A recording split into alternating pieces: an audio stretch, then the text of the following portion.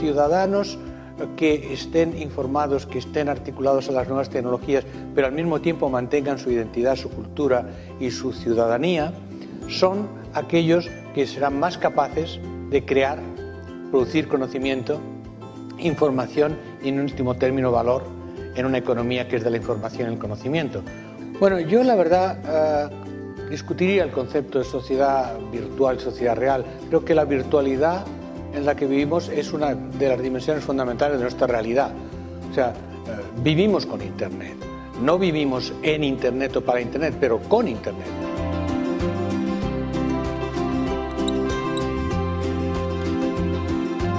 We're in a moment of time in which our society is undergoing profound and prolonged change. Technological change, cultural change, economic change, political change, and education has to prepare kids not for the world that was, but the world that will be.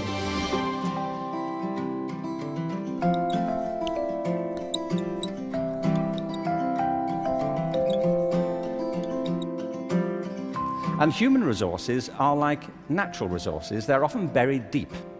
You have to go looking for them. They're not just lying around on the surface. You have to create the circumstances where they show themselves. And you might imagine education will be the way that happens, but too often it's not. Every education system in the world is being reformed at the moment, and it's not enough.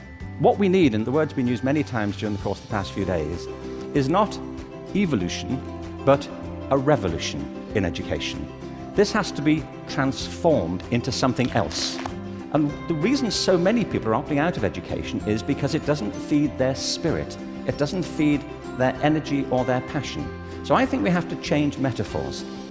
We have to go from what is essentially an industrial model of education, a manufacturing model, which is based on linearity and conformity and batching people. We have to move to a model that is based more on principles of agriculture.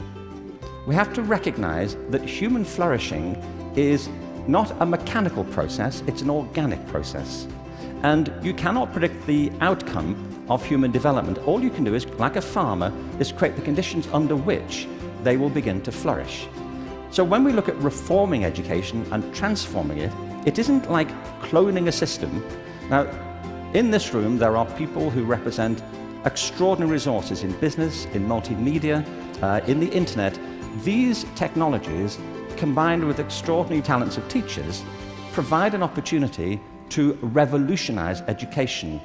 One of the important aspects of the learning process that students need to learn is that it's social, it's connected, it's networked. It doesn't send the right message to students if we say, learn in social, connected ways, but I'll teach you in one way. So the importance of teaching together is that it gives students a multidimensional experience of knowledge. It teaches students the importance of being connected and collaborating with others in activities that we're involved in. What's different today, I think, is that the knowledge pieces are fragmenting more rapidly, and there's more fragments than there used to be. So what used to be, let's say, a 200-page textbook might today be a 5-minute video on YouTube or a 10-minute lecture on a different site. So the knowledge pieces are smaller now than they perhaps were in the past. But the interesting thing is, once your knowledge pieces become smaller, there are more configurations available.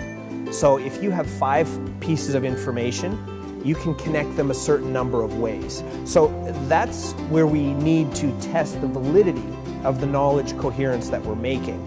But all of these, again, are part of this process of being networked and connected, and we form new ideas, and we challenge those ideas through those networks.